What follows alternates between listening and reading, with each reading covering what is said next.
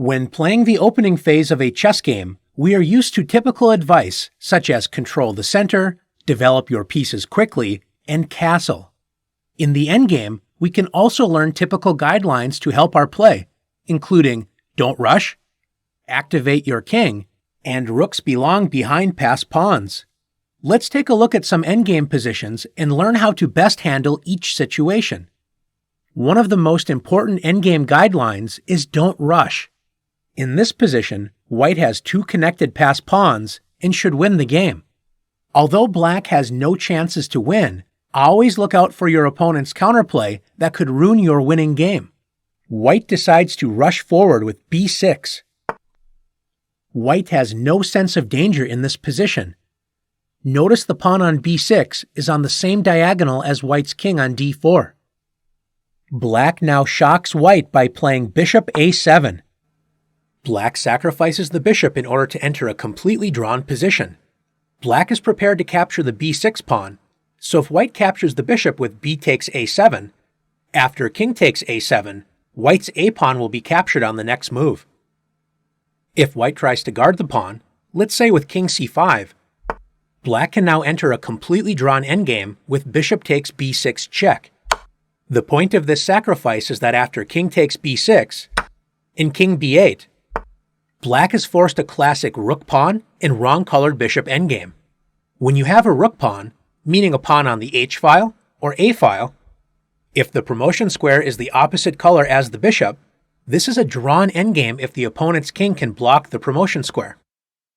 Black's king will sit in the corner, moving between b8 and a8. There is no way to force the black king out. The game is drawn. Let's go back and see what white should have done instead. Since black has no threats in the position and is only trying to draw, white should be in no rush. One good endgame idea is to activate your king. White can improve the position of the king by playing king d5. And after black plays a waiting move, such as bishop g3, white plays king c6. White's king is very active and is ready to advance the pawns up the board. After bishop f2, should white rush forward and play b6? After b6, this would be a huge mistake because black can once again sacrifice the bishop with bishop takes b6, entering the same rook pawn and wrong bishop endgame. White simply has to prevent this trick by playing bishop to c5. White offers to trade bishops and win the king and pawn endgame. Black avoids the trade with bishop g3, and white is now ready to play b6. White waited to push the pawn to b6 until all of white's pieces were actively placed and when black did not have any counterplay. White is already threatening b7 check, followed by a7 checkmate. Let's take a look at another example. In this position, both sides have two connected passed pawns, and it looks like a difficult endgame battle lies ahead. With white to move, rather than rushing to figure out what to do, it is always useful to ask, what does my opponent want to play? Black could advance a pawn to a4, or develop the knight to c6 or d7. Notice that all three of these moves are on the a4 to e8 diagonal. White can completely prevent black's counterplay by taking over that diagonal with bishop to b5. By preventing black's counterplay, white's plan to advance the two passed pawns with the help of the king now becomes much stronger.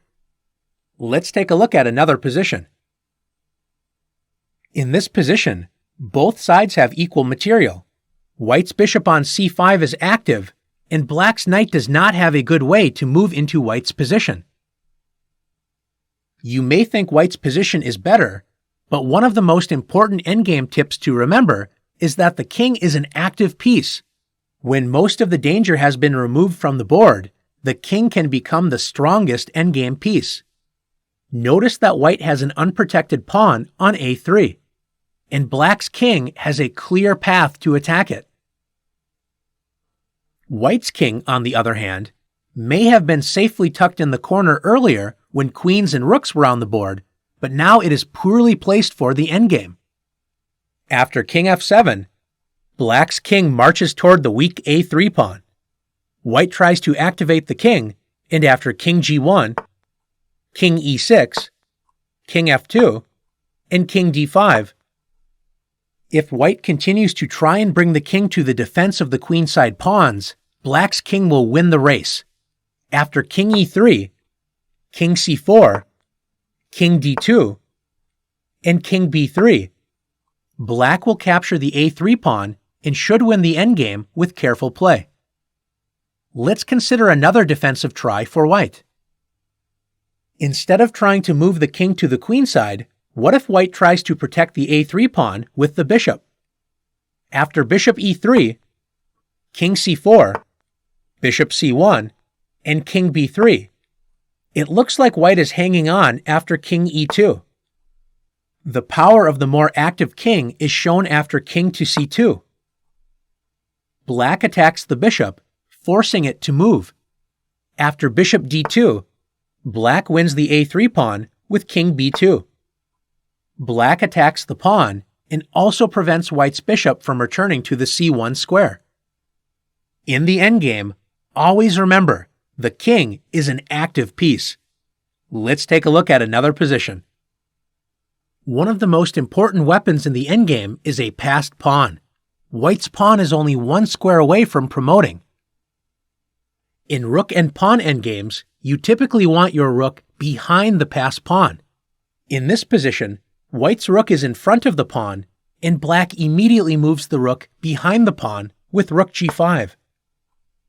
This prevents white from moving the rook out of the pawn's way to promote, so white's rook is stuck defending the pawn. After king to h4, black's rook moves as far away from the white king as possible on the g-file with rook to g1. After king h5, white is hoping to protect the pawn with the king, so white can then move the rook out of the pawn's way to promote. Black must be patient in this position. A serious blunder would be to try and bring the black king toward the enemy pawn with king to c7. This allows the winning tactic, rook a8. White is threatening to promote the pawn on the next turn, and notice if black plays rook takes g7, white wins the rook with the skewer rook a7 check. As long as black keeps the king on the b7 or a7 squares, rook a8 is never a threat. Black should now wait patiently by playing rook to g2, waiting for white to protect the pawn with the king. After king h6, white is ready to move the rook on the next turn to promote the pawn. But now black can begin checking white's king with rook h2 check. After king g6, rook g2 check, king f7, black continues to check white's king with rook f2 check. As long as white's king continues to protect the pawn, black's rook will also keep delivering checks. Once the king moves away from the pawn, such as king e7, black's rook returns to the g-file with rook g2, preventing white's rook from leaving the promotion square. White cannot make progress, and the game is a draw. Let's take a look at a similar position with one big difference. In this position, black's rook is now in front of the pawn, and white's rook is behind it. Remember, both for attacking and defending, rooks generally are much better behind passed pawns than in front of them. Rooks behind passed pawns have much more space to move, so a defender can use that space to check the enemy king and stay on an important file. When a rook is in front of the pawn, it has much less space available and often runs out of squares. After king h6, if black attempts to protect the rook with king f8, white has the powerful move rook f2 check. Since black's king must stay in contact with the rook, black plays king g8. And now white can win the game by playing rook a2. White is threatening checkmate on a8, and there is no good defense for black. After king h6, if black retreats with rook g8, white's active king marches forward with king h7. Black's rook runs out of squares to defend against white's pawn. Since king f8 loses to rook f2 check, after black plays rook f8, white wins easily with g7. Black can no longer defend against white's pawn and will lose the game. Now that you've learned important endgame guidelines, it's time to test your endgame skills.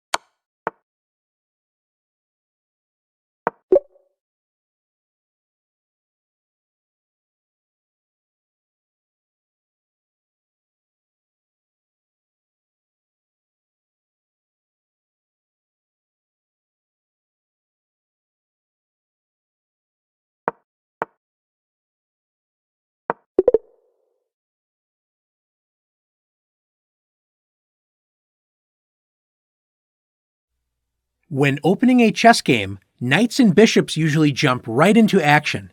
The rooks often have to wait, limited to helping pawns advance up the board, waiting for their chance to enter the game. Sometimes, rooks only find their full strength in later middle game and endgame positions, when more pieces get traded off, clearing space for the rooks to move across the board. Rooks are very powerful pieces in the endgame, and knowing their strengths and limitations can be the difference between winning or losing a chess game. Let's explore the powers of the rook in the endgame. In this position, the rook is battling white's passed pawn, which is only 3 squares away from promoting. A single pawn is usually no match for the powerful rook, but since black's king is completely out of the action, white's king and pawn working together can be a serious challenge for the rook. With white to move, it is very important to keep the king and pawn connected to fight against the rook together. So white plays king f4, moving the king up the board to help escort the pawn to the promotion square. Black's rook has a few choices, but the game should be a draw with accurate play from white. If black tries to cut off the king by playing rook to c5, white's pawn marches forward with g6. And if black tries to attack the pawn with rook to c6, if white rushes forward with g7, black's rook has separated the king and the passed pawn and now wins easily after rook g6, winning the pawn on the next turn. After rook c6, instead of pushing the pawn too far away from the king, white should keep the pawn and king together by playing king f5. White is now ready to play g7, when black's rook will have to sacrifice itself for the advanced pawn.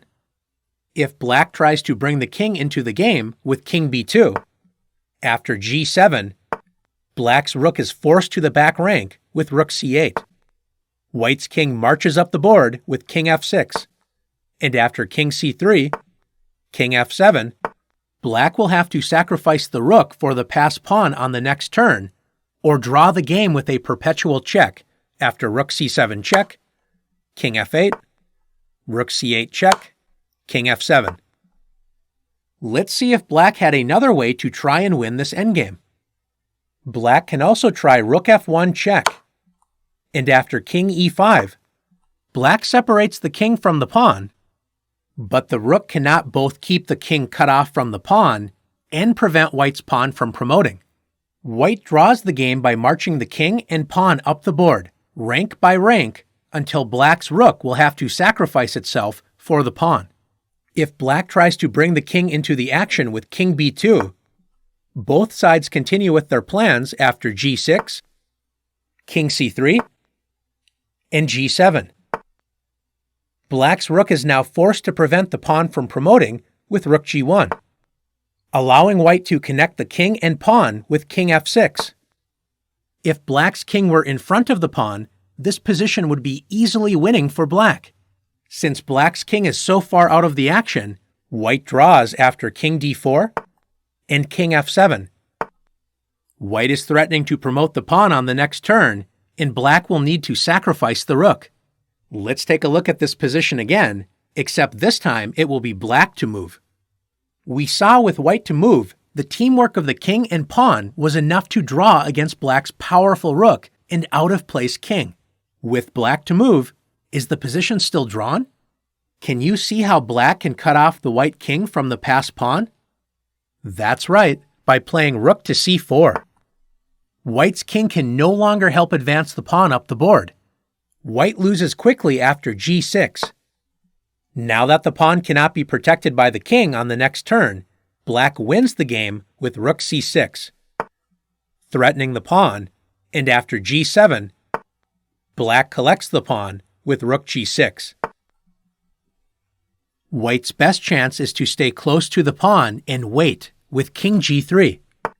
Since black's rook prevents the king from defending the pawn, and advancing the pawn loses for white, black can play the slow but effective plan of bringing the king into the game and attacking white's defenseless pawn. After the moves king b2, king f3, king b3, king g3, king b4, and king h3, Black plays king c5. If white continues to move the king, black will simply move the king over to white's pawn and capture it. As black's king blocks the rook from moving up the board, white races to promote the pawn with g6. Black's king moves closer to the pawn and opens up the rook's path to the back rank with king d6. White is only one move away from promoting after g7, but black's rook catches the pawn in time with rook c8. And after king g4, black collects the pawn with rook g8. Let's take a look at another example together. In this position, black's pawn on a3 is under attack. If black advances with a2, white wins the pawn by forking the pawn and king with rook a3 check. What should black do? It's important to remember that rooks belong behind passed pawns, not in front of them. Let's see what happens if black puts the rook in front of the pawn with rook a1. After king g3 and a2, black is threatening to play rook g1 check and promote the pawn on the next turn. White plays the important rook a3 check, placing the rook behind black's passed pawn. After black's king moves to safety with king b6, white needs to deal with black's threat of rook g1, checking the king and clearing the promotion square for the pawn. One idea is to play king f2. Although this move prevents any checks on the first rank, it turns out white has made a serious blunder. After rook h1, black is threatening to promote the pawn. The only way to prevent this threat is to play rook takes a2. White captures the pawn, but now the king and rook are lined up on the same rank, so black wins the rook with the skewer rook h2 check, capturing white's rook on the next turn. After king b6, white should play king g2, controlling the h1 square and preventing black's rook h1 trick. After king b5, king h2, white can safely move the king between h2 and g2 until black attacks white's rook with king b4. Since white's rook is behind the passed pawn, it can move all the way down the board with rook a8.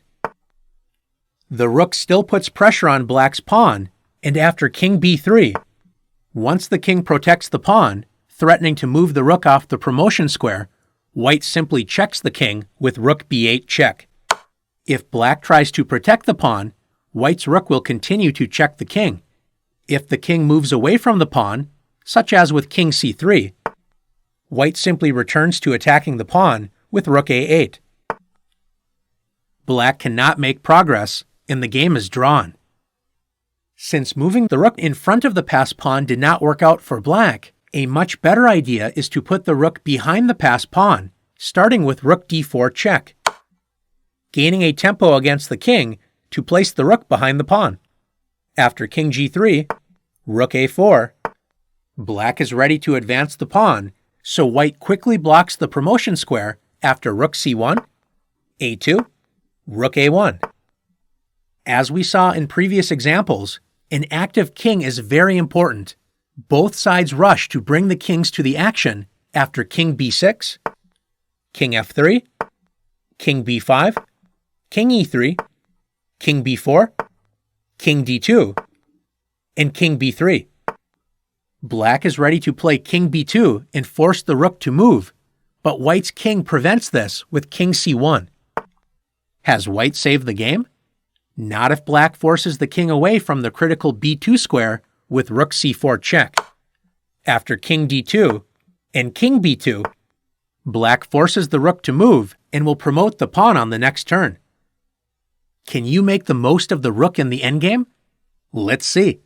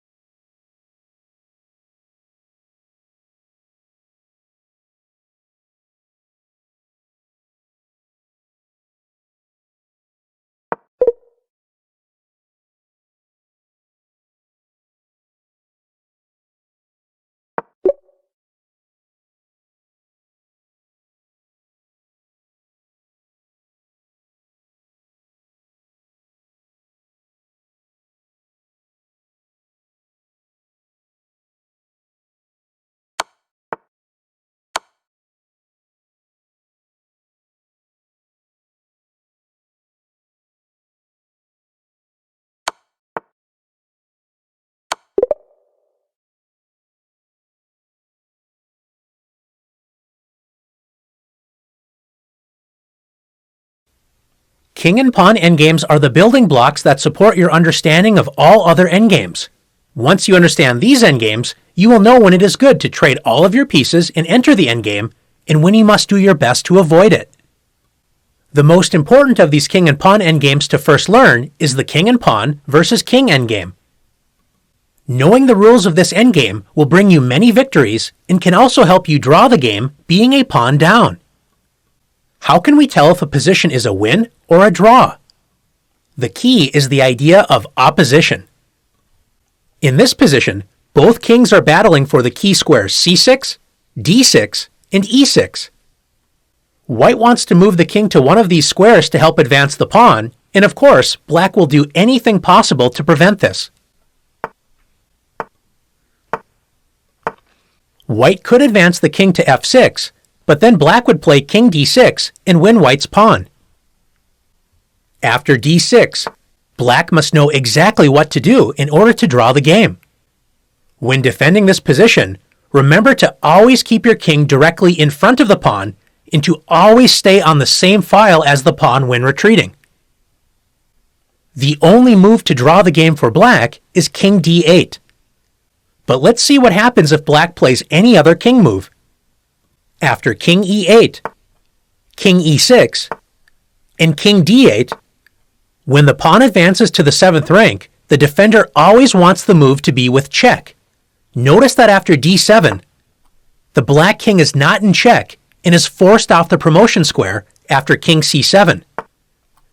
Now white plays king e7, protecting the promotion square and promoting the pawn on the next turn. If black tries to play king c8, king e6, and king d8, white advances the pawn to the 7th rank, once again, without check. Black's king is forced away from the promotion square after king c7, and king e7, black once again loses. The only move that saves the game for black is moving straight back and staying on the same file as the passed pawn with king d8. After king e6, black gains the opposition with king e8. If white moves the king away, black will immediately move the king in front of the passed pawn and move back and forth on the same file as the pawn. After d7 check, the pawn advances to the 7th rank with check, which means that black's king can move in front of the pawn and block it with king d8. If white moves the king away from the pawn, black simply captures it. So after king d6, the position is a stalemate. Let's take a look at another example. In this position, white has only one winning move. In order to win this king and pawn endgame, you want your king to be in front of the passed pawn. White takes the opposition with king e5. White has the opposition because the kings directly oppose each other with one square between them, and it is not white's turn. Since black has to move, white is going to gain one of the key squares, d6, e6, or f6. If black plays king d7, white's king will advance to f6. If black plays king e8, white will play king e6. And if black plays king f7, black's king has given up protection of d6, so white takes over that square with king d6. If black now plays king f6, black now has the horizontal opposition, as there is an odd number of squares between the two kings, and it is not black to move. Although black now has opposition, it doesn't stop white from simply marching the pawn up the board with e5 check. If black's king doesn't move to f7 right away, white will simply march the pawn up the board. And after king f7, white takes over opposition with king d7. White's king now protects the 3 squares the pawn will use on the path to promoting into a queen, so black loses this endgame. Instead of king f6, black could have tried to control the promotion square by playing king e8. White now wins by gaining opposition once again with king e6. And after king d8, black's king gives up control of f7, so white takes it with king f7. After king d7, white's pawn marches up the board with e5. And after king d8, e6, king c7, e7, As we have seen, gaining opposition allows the attacker to take over critical squares to promote the pawn, and opposition for the defender usually prevents the attacker from making any progress. There are some cases when gaining direct opposition does not work. Let's take a look. In this position, white is threatening to take opposition with king d6. Although black can gain opposition with king d7, black is still losing. It doesn't matter which side has opposition if the side with the pawn has a square to advance. After d4, white takes over the opposition and will win the endgame with proper technique. Here is another position where opposition does not save the defender. After king d8, even though the defender has opposition, if the side with the pawn can get the king on any of the 3 squares in front of the pawn on the 6th rank, in this case c6, d6, or e6, the side with the pawn will win no matter which side has opposition. This is because white can force the black king off the promotion square at the right moment. After king e6 and king e8, white advances the pawn with d6. And after king d8, notice white is able to advance the pawn to the 7th rank without check after d7. This means black's king is forced off the promotion square. After king c7 and king e7, white will win the game. Let's take a look at one last example. When the side with the pawn is left with a rook pawn, opposition does not help. Once the defender's king is able to control the promotion square, the game is drawn as the king will simply move back and forth and never leave the corner of the board. After king a6, white has direct opposition, but notice that after king b8, opposition did not give the king a key square to use to move forward and escort the pawn, which is the point of opposition. After king b6, king a8, a6, king b8, a7 check, king a8, king a6, black draws the game with stalemate. Direct opposition can be a tricky idea to learn, but once you understand it, you'll be winning or drawing games without a second thought. Now it's your turn to practice direct opposition.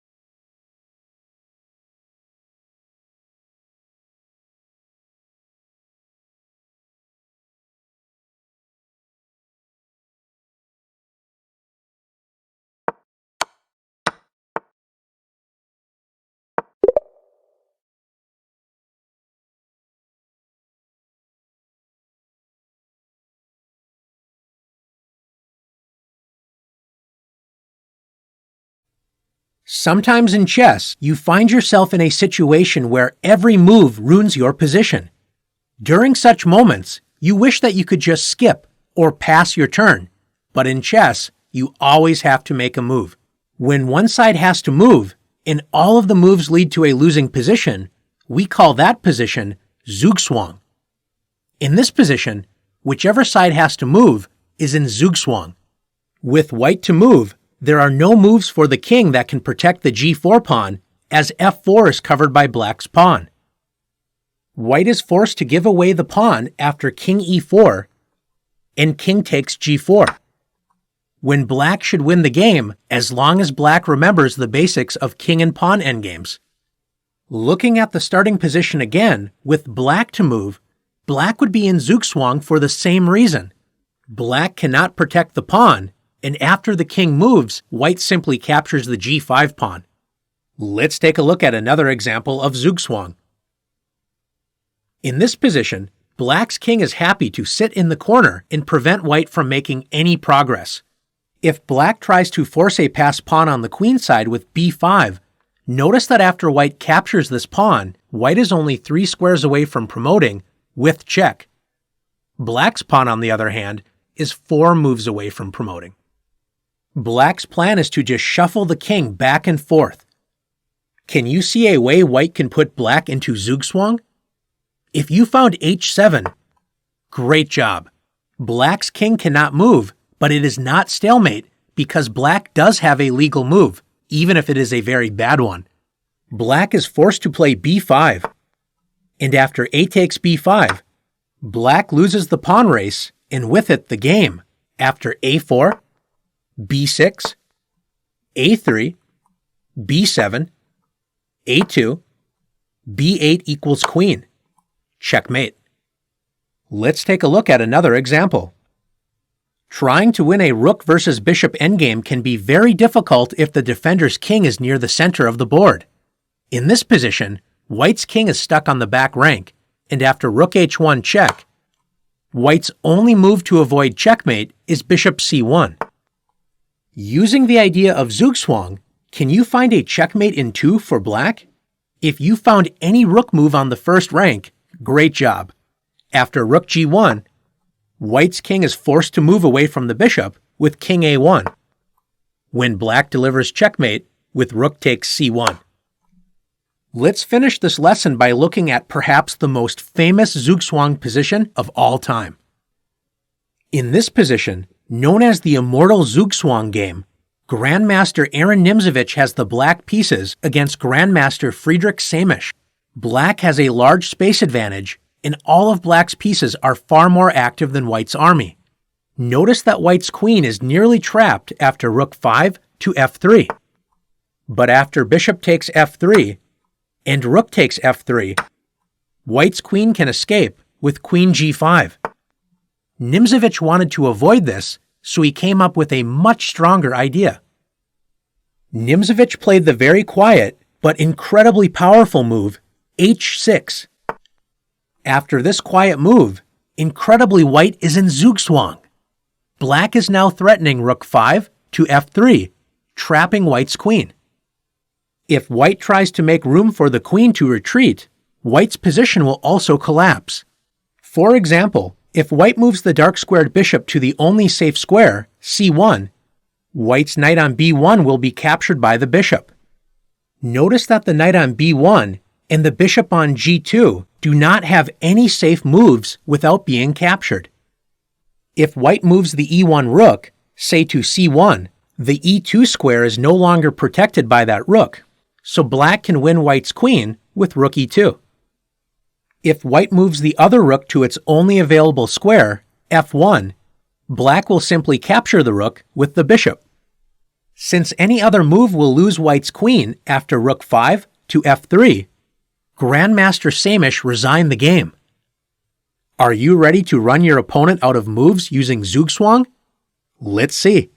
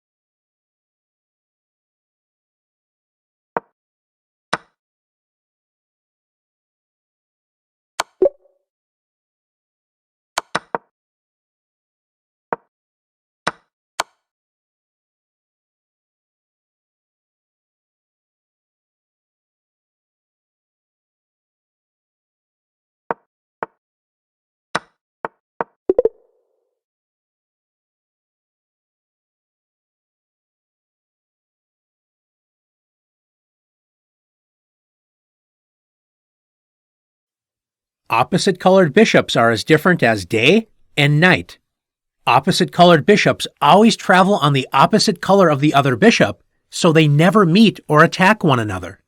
In endgames with only opposite colored bishops and pawns remaining, this means that one bishop can attack or defend squares that the other bishop can never protect. The opposite colored bishops increase the chances to draw and even set up surprising attacks. In this position, black has 3 connected pawns on the king side. With white to move, white can defend against all of these pawns with bishop to g2. White's bishop can sit on this diagonal, never allowing the pawns to advance without being immediately captured. White can draw easily, but should white settle for a draw? Although white can settle for a draw, white has a winning attack on the light squares. Do you notice that on the other side of the h1 to a8 diagonal, black's king is completely trapped in the corner and stuck on a light square? White can play the powerful move bishop to h3. And after g2, white can ignore the pawn and play bishop to d7. Since the attack is on the light squares, black's dark squared bishop cannot help defend the king. So after black promotes with g1 equals queen, white wins the game with bishop c6. Checkmate. Let's take a look at some more opposite colored bishop endgames. In this position, black is down 2 pawns, usually a very bad sign in an endgame. But thanks to the opposite colored bishops, black can draw after bishop to d2. After king to g6 and bishop to g5, black's bishop controls the c1 to h6 diagonal, and with the black king blockading the passed pawn on c6, black simply has to move the bishop back and forth on the c1 to h6 diagonal to draw the game. White's light-squared bishop cannot help attack the dark squares that black's pieces are using to defend the position. Let's take a look at another example.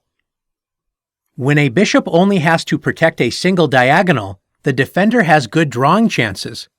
When the bishop has to try and protect 2 diagonals, as in this position, the defenses can often be overwhelmed. With white to move, white can win by playing h7, threatening to promote the pawn, so black has to accept the sacrifice with bishop takes h7. Now that black's bishop no longer helps support the king on the queen side, white rolls forward with c6 check. Black's position is now completely lost since king c8 is immediate checkmate, and any other move, such as king a8, cannot prevent white from promoting after b7 check, king a7, and b8 equals queen. White will deliver checkmate on the next move. Let's look at one more example together. In this position, white appears to be in serious trouble. Not only is white's rook hanging on g8, black is threatening to play f2 check and promote the pawn. White recognizes the chance to save the game by entering an opposite colored bishop endgame after playing the resourceful sacrifice rook takes g4. And after h takes g4, white is down 3 pawns but draws easily after bishop f4. White's bishop prevents the g4 and h3 pawns from advancing, so that after king g6, white's king can block the f-pawn with king f2.